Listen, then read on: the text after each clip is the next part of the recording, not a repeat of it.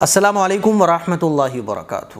ہمارے پاس زندگی گزارنے کے صرف دو ہی راستے ہیں۔ ایک تو یہ کہ ہم اپنی من چاہی زندگی گزاریں، تو یہ من چاہی اصل میں کیا ہے؟ شیطان کے من کے مطابق زندگی گزارنا، شیطان کے راستے پہ چل کر اپنی زندگی کو گزارنا۔ دوسرا ہے اللہ اور اللہ کے رسول کا راستہ، یہی اصل راستہ ہے۔ زندگی میں سکون بھی رہے گا، اطمینان بھی رہے گا، چین بھی رہے گا۔ جب اللہ اور اللہ کے رسول سے ہم ہٹتے ہیں تو پھر شیطان کے جال میں پھنستے ہیں، اور پھر زندگی کا سکون، چین، اطمینان سب ختم ہوتا ہے، اور جو ہم چاہتے ہیں وہ ہوتا بھی نہیں ہے۔ آج جو خبر میں آپ لوگوں کو سنانے جا رہا ہوں، اور میری کوشش یہ رہتی ہے کہ جو حالات ہمارے سامنے چل رہے ہیں ان کو قرآن و حدیث کی روشنی میں آپ لوگوں کے سامنے رکھا جائے۔ جو خبر میں آپ لوگوں کو سنا رہا ہوں یہ بڑی حیران کر دینے والی خبر ہے، لیکن یہ اتنی خبریں عام ہو گئی ہیں اس طرح کی کہ بہت زیادہ ہماری طبیعت پہ فرق پڑتا نہیں ہے۔ روزانہ ایسی خبریں ہم لوگ پڑھ رہے ہیں تو بہت زیادہ فرق پڑتا نہیں ہے، لیکن اگر آپ گہرائی سے دیکھیں تو بہت بڑی خبر ہے، یعنی ہوش آدمی کے اڑ جائیں ایسی خبر ہے کہ ایسا کیسے ہو سکتا ہے، بھلا ایسا کوئی کیسے کر سکتا ہے۔ لیکن یہ سب کچھ ہو رہا ہے، کیوں ہو رہا ہے؟ کہ جب ہم نے اپنی زندگی کو آزاد کر دیا ہے اللہ اور دیکھیے اصول کے مطابق، قانون کے مطابق زندگی گزارنے، بلکہ ہر چیز میں جہاں قانون ہوگا، دیکھیے ہر ملک کے گورنمنٹ کے قانون ہوتا ہے، اس قانون کے حساب سے ملک چلتا ہے، بہت اچھا چلتا ہے۔ اور جب قانون ٹوٹتے ہیں تو پھر آپ دیکھیں ملک کے حالات کیا ہوتے ہیں۔ ایسے ہی گھر بھی اگر قانون اور اصولوں پر چلے تو گھر بہت اچھا چلتا ہے، اور جہاں اصول اور ضابطے نہ ہوں گھر چلانے کے تو بیکار ہو جاتا ہے۔ ایسے ہی ہماری زندگی ہے، زندگی ہماری اللہ اور اللہ کے رسول کے حکموں سے اگر بندھ کر چلے گی بہت اچھی چلے گی، اور جہاں ہم اللہ اور اللہ کے رسول کے راستے سے ہٹیں گے تو پھر آپ یاد رکھو رسوائی ہے، بے عزتی ہے نا، دنیا کا بھی نقصان ہے اور آخرت کا بھی نقصان ہے۔ اب جو خبر میں آپ لوگوں کو سنانے جا رہا ہوں وہ خبر آپ لوگ ذرا دیکھیے۔ ایک لڑکا ہے جس کا نام ندیم ہے، اس کی عمر مجھے یاد نہیں، لیکن بہرحال آدمی ہے، ہو سکتا ہے شادی شدہ بھی ہو، لیکن بہرحال جوان لڑکا ہے یہ، ندیم اس کا نام ہے۔ اس کی جو باڈی ہے وہ اناؤ کے اجگین تھانہ چھیتر میں گاؤں کے باہر 6 جون کو کنویں میں پولیس کو ایک باڈی ملتی ہے، اور اس کے پاس ایک بائک بھی کھڑی ہوتی ہے۔ پوری خبر میں اسکرین پہ لگا رہا ہوں، آپ اپنے حساب سے آرام سے پڑھتے رہنا، جو مجھے موٹا موٹا بتانا ہے وہ کیا ہے۔ یہ جو فوٹو دیکھ رہے ہیں یہ ندیم کا ہے، اور ایک باڈی ملتی ہے، اس کنویں کے پاس ایک بائک بھی کھڑی ہوتی ہے۔ پولیس جب چھان بین کرتی ہے اور جانچ پڑتال کرتی ہے تو پتہ چلتا ہے کہ ایک ندیم نامک آدمی ہے جس کی یہ باڈی ہے۔ پھر پولیس پتہ کرتی ہے کہ اس کو کس نے مروایا، آخر کون ہے اس کو مارنے والا، اس کو کیوں مارا گیا۔ تو جو خلاصہ ہوتا ہے وہ بڑا حیران کرنے والا ہوتا ہے۔ اس کو مارنے والا کوئی اور نہیں ہے، خود اس کی ماں ہے۔ ہو گئے نا آپ حیران؟ اور اس کی ماں نے اپنے پریمی کے سنگ مل کر اپنے ہی بیٹے کی سپاری دی اور اپنے بیٹے کو مروا دیا۔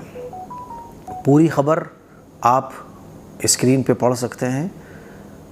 اچھا، جس کو سپاری دی وہ اس کا نام سلیم تھا، تو سلیم کو جب پولیس نے پکڑا تو پتہ چلا کہ اس کی ماں یعنی ندیم کی ماں عارفہ بیگم نے اجمیر کے رہنے والے اپنے پریمی ہاشم کے ساتھ مل کر اپنے ہی بیٹے کی ہتیا کروا دی۔ معاملہ کیا ہے؟ یہ اناؤ میں رہنے والے تھے، کانپور میں ان کی کچھ زمین جائیداد تھی، اور اجمیر میں رہنے والے ہاشم کے ساتھ ندیم کی ماں کا چکر چل گیا۔ اب ان کی ماں جو تھی ندیم کی، وہ یہ چاہتی تھی کہ میں جو کانپور میں زمین جائیداد ہے اس کو بیچ کر اپنے عاشق کے پاس چلی جاؤں۔ ندیم اس کی مخالفت کرتا تھا۔ پوری خبر آپ پڑھیے آرام سے۔ مجھے اصل میں خبر بتانا میرا مقصد نہیں ہے، اس خبر سے متعلق جو اسلامی اصول اور اسلامی ضابطے اور جو اسلامی تعلیمات ہیں وہ آپ تک پہنچانا مقصد ہے، ٹھیک ہے؟ خبر تو آپ لوگ ایسی روزانہ سنتے رہتے ہو۔ تو اب ماں نے سوچا کہ کیا کرا جائے، یہ تو سمجھنے کو تیار نہیں ہے، بیٹا اڑچن رکاوٹ بن رہا ہے۔ تو ہاشم سے اس نے بات کری، اور ایک کوئی دوسرے شہر میں رہنے والا آدمی اس کو سپاری دی گئی، اور اس نے پھر کیا پلان کرا کہ اس ندیم کے ساتھ پہلے دوستی بنائی، دوستی کے بعد یقین جیتا، گھمانے لے گیا، لے جاتا تھا، پھر ایک دن گھمانے لے گئے اور وہاں جا کے اس کو ندیم کو ختم کر دیا۔ آپ فوٹو دیکھ سکتے ہیں کہ یہ وہ ماں ہے، سمجھ رہے ہو، اور یہ وہ عاشق ہے، ہو سکتا ہے یہ سلیم بھی ہو، عاشق بھی ہو سکتا ہے۔ میں بتانا یہ چاہ رہا ہوں کہ یہ وہ ہیں جن کو جو ہے نا مطلب مسلمانوں کے نام پہ کلنک ہیں یہ لوگ، میں کہہ سکتا ہوں۔ اسلام کو بدنام ایسے ہی لوگ کرتے ہیں، لیکن ایسا ہوتا کیوں ہے؟ تو میں نے شروع میں بتایا کہ دو راستے ہمارے پاس ہیں۔ جب آپ اللہ اور اللہ کے رسول کے حکموں کو توڑتے ہوئے آگے زندگی گزارو گے تو یہی ہوگا۔ اب کیا میٹر رہا ہو کیا نہیں رہا ہو اللہ بہتر جانے، لیکن اتنا ضرور ہے کہ اگر ندیم کی ماں اپنے پریمی کے ساتھ شادی کرنا چاہتی تھی تو میں یہ سمجھتا ہوں عام طور پہ ہمارے معاشرے میں کیا ہوتا ہے کہ اگر باپ کا انتقال ہو گیا، اب ماں کسی سے نکاح نہیں کرتی ہے کہ زمانہ کیا کہے گا، معاشرہ کیا کہے گا۔ بھائی وہ شادی کر سکتی ہے، شریعت نے اس کو اجازت دی ہے۔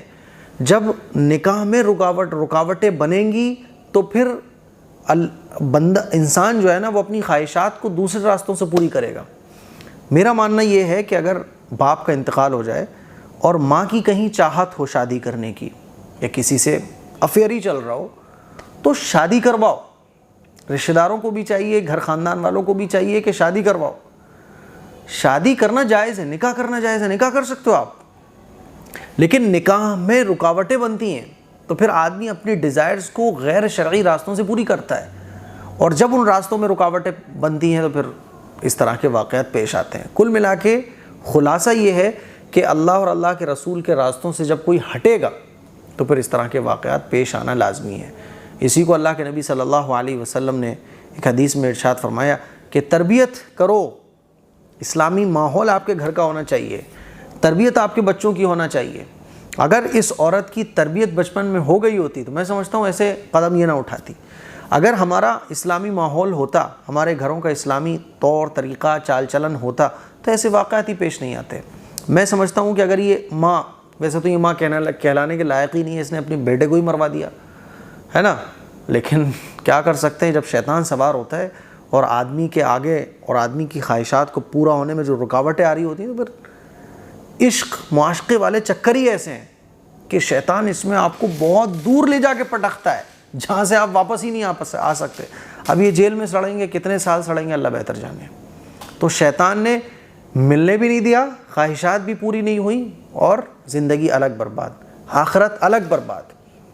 اور اگر اسلام کے مطابق زندگی گزارتے، کورٹ اور جو ہمارا انڈیا کا جو لاء ہے اس کے اکارڈنگ ہی کام کر لیتے، آپ شادی کرتے، کوئی دنیا کی طاقت آپ کو شادی کرنے سے روک نہیں پاتی۔